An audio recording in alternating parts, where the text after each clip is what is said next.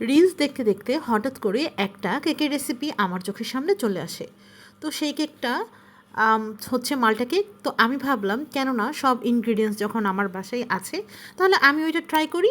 আসসালামু আলাইকুম, আজকে একটা সুন্দর একটা রেসিপি নিয়ে চলে আসলাম, আর রেসিপিটা হচ্ছে মাল্টা কেক। চলুন তাহলে আপনাদের সাথে শেয়ার করি। প্রথমে আমি যে মোল্ডে কেক বানাবো সেই মোল্ডটাতে বেকিং পেপারটা বিছিয়ে তেল দিয়ে ব্রাশ করে নিয়েছি। তারপরে ব্লেন্ডারে পুরো একটা মালটা নিয়েছি। মালটাটা সুন্দর করে প্রথমে ব্লেন্ড করে নিতে হবে। আর অন্যদিকে আমি 3টা ডিম, পরিমাণ মতো চিনি এবং তেল নিয়ে নিয়েছি। নেওয়ার পরে আমি ব্লেন্ডারে মালটাটা সুন্দর করে ব্লেন্ড করে নিচ্ছি। আমি আগেই চিনি বা তেল মিক্স করিনি, কারণ অনেক সময় দেখা যায় লিকুইড জিনিসের সাথে যদি আমি মালটাটা মিক্স করি তাহলে মালটাটা নিচে প্রপারলি ব্লেন্ড হবে না। এর জন্য আগে আমি মালটাটা ভালোভাবে ব্লেন্ড করে নিয়েছি। তারপর একে একে আমি চিনি অ্যাড করেছি, তেল অ্যাড করেছি। চিনি এবং তেল অ্যাড করে আমি আরও কিছুক্ষণ ব্লেন্ড করে নিয়েছি, যাতে তেল এবং চিনিটা সুন্দরভাবে মিক্স হয়ে যায়। চিনিটা যাতে সুন্দর মতন গলে যায়। তারপরে আমি 3টা ডিম অ্যাড করেছি। ডিম দেওয়ার পরে আরও সুন্দরভাবে কিছুক্ষণ ব্লেন্ড করে নিতে হবে। আলহামদুলিল্লাহ, এই যে আমার ব্লেন্ড কমপ্লিট হয়ে গিয়েছে। এখন আমি চেক করছিলাম যে চিনি সুন্দরভাবে গলে গিয়েছে কিনা। আলহামদুলিল্লাহ, সবই ঠিক ছিল। তারপরে আমি একটা পাত্রে নামিয়ে নিলাম যে ব্যাটারটা ব্লেন্ড করেছি, আর স্প্যাচুলা দিয়ে আমি সুন্দরভাবে বাকিটা যে ব্যাটার ছিল ব্লেন্ডারে লেগে সেটা আমি সুন্দর করে নিয়েছি। এই স্প্যাচুলা ইউজ করলে মানে কোনো অংশই ওয়েস্টেড হয় না। আর এই যে স্ক্রিনে আমি দিয়েছি এই কেকের যে শুকনা ইনগ্রিডিয়েন্টস সেগুলোতে আমি কী কী মিক্স করেছি। তারপর এটাকে আমি আস্তে আস্তে সুন্দর করে মিক্স করছিলাম যাতে করে টেক্সচারটা সুন্দর আসে। আর যেহেতু ফার্স্ট টাইম ট্রাই করছিলাম, সো আমি একটু নার্ভাস ছিলাম, কারণ এর আগে কখনো মাল্টা কেক বানানো হয়নি। অনেক কেকই বানিয়েছিলাম, কিন্তু এই কেকটা ফর দ্য ফার্স্ট টাইম আমি ট্রাই করতেছি।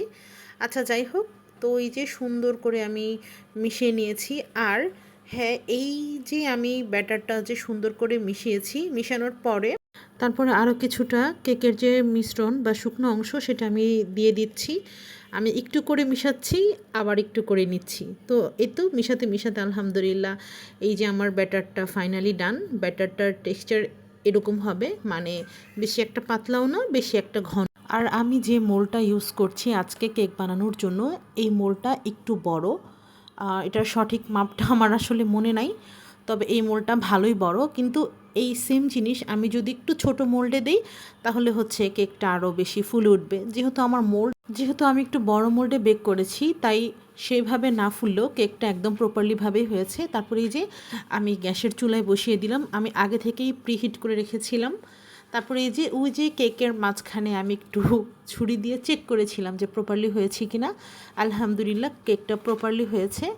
আর কেকটা আমি এখন কাটতেছি ঠান্ডা হওয়ার পরে, মানে আমি আগের দিন রাত্রে বানিয়ে রেখেছিলাম, পরের দিন সকালে আমি কেকটা সুন্দর করে স্লাইস করছিলাম। আলহামদুলিল্লাহ, মাশাল্লাহ, কেকটার যে ফ্লেভার এটা একটু মানে কমলার যে একটা স্ট্রং ফ্লেভার বা মাল্টার সেটা থাকে, কিন্তু আলহামদুলিল্লাহ দেখেন কেকটা কি সুন্দর সফট হয়েছে, একদম স্পঞ্জি। এটা খেতেও কিন্তু মাশাল্লাহ ভালোই লাগছিল। যারা অরেঞ্জের স্ট্রং ফ্লেভারটা পছন্দ করেন না, আসলে তাদের কাছে কেকটা ভালো নাও লাগতে পারে।